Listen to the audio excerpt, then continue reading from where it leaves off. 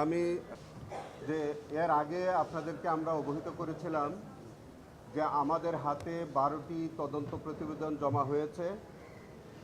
আমরা আপনাদেরকে অবহিত করেছিলাম যে এই 12টা প্রতিবেদন আমরা পর্যালোচনা করে পর্যায়ক্রমে আমরা ফরমাল চার্জ দাখিল করব। তারই ধারাবাহিকতায় আমরা একটি ফরমাল চার্জ ইতিপূর্বে আমরা দাখিল করেছি আজিমুল নামে একজন আসামির বিরুদ্ধে। আপনারা ইতিমধ্যে আপনাদেরকে আমরা জানিয়েছি। আজকে আমরা 2টি ফরমাল চার্জ আমরা ট্রাইব্যুনাল 2-তে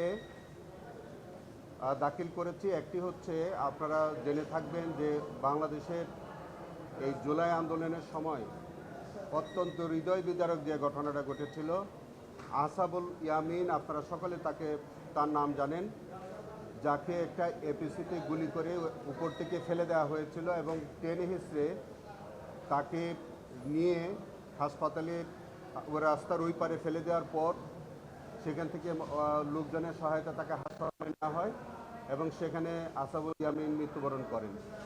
এই হৃদয় বিদারক দৃশ্যটি সারা পৃথিবীকে তখন বিবেকে নাড়া দিয়েছে এবং তার পরিপ্রেক্ষিতে সারা বাংলাদেশের মানুষ তৎকালীন ফ্যাসিস্ট সরকারের বিরুদ্ধে আন্দোলনে নেমে পড়ে এবং দলমত নির্বিশেষে তখন কিন্তু ওই আন্দোলনের ছাত্র জনতার সাথে তারা সকলে শরিক হয়েছিল এবং সেই ঘটনার পরে ইন্টারনেট বন্ধ হয় এবং এই ঘটনার পরিপ্রেক্ষিতে আজকে আমরা ফরমাল চার্জ দিয়েছি।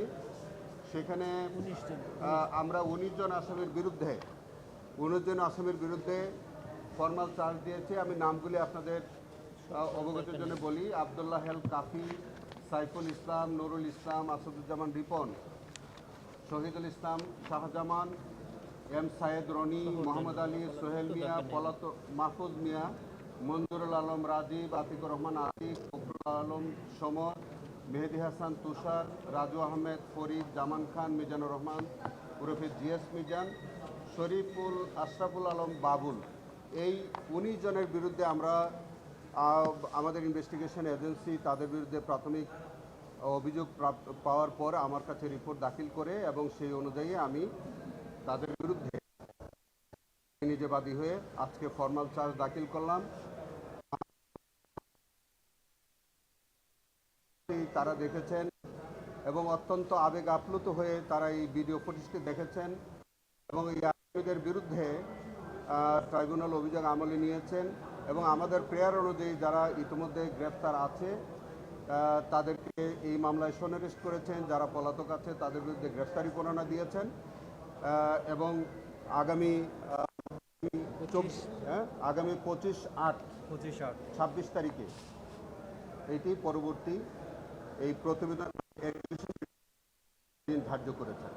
এই হচ্ছে আমাদের আসাবুল ইয়ামিন ব্যাপার।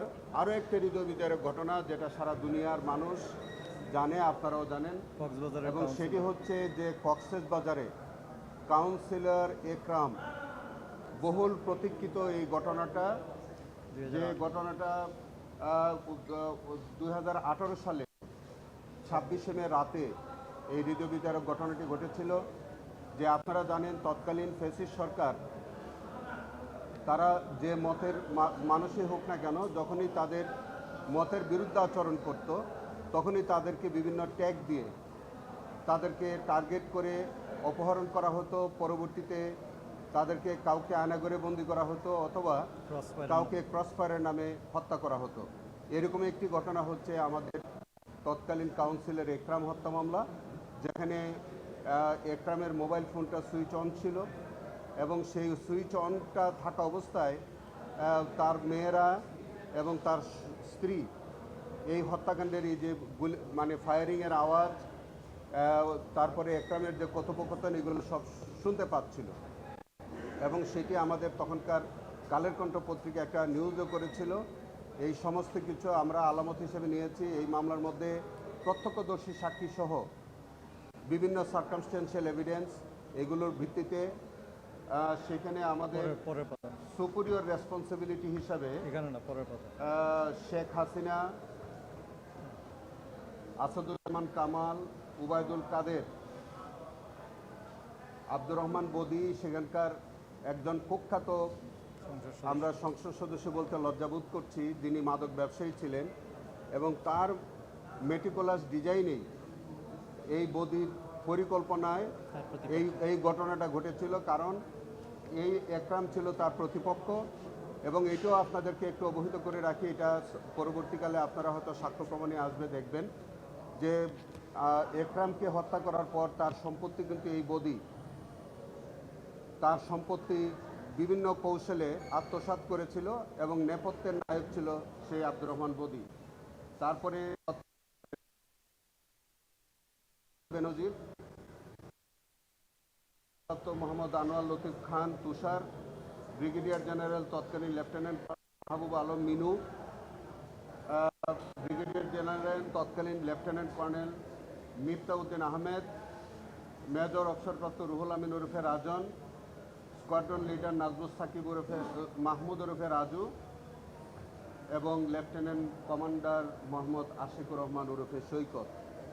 এদের বিরুদ্ধে এই হত্যাকাণ্ডের মধ্যে তাদের সম্পৃক্ততা, তাদের সংশ্লিষ্টতা পাওয়ায় তদন্তকারী কর্মকর্তা আমাদের কাছে রিপোর্ট সাবমিট করে সেই রিপোর্টের পরিপ্রেক্ষিতে আমরা আজকে তাদের বিরুদ্ধে ফর্মাল চার্জ দিয়েছি এবং সেই ফর্মাল চার্জের পরিপ্রেক্ষিতে আমাদের মাননীয় ট্রাইব্যুনাল 2 আসামিদের বিরুদ্ধে অভিযোগ আমলে নিয়েছেন।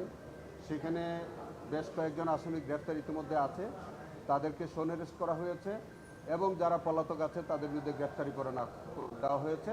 সেই মামলাটিও আগামী 25 আর 26 তারিখে আপনার পরবর্তী কার্যক্রমের জন্য দিন ধার্য করা হয়েছে।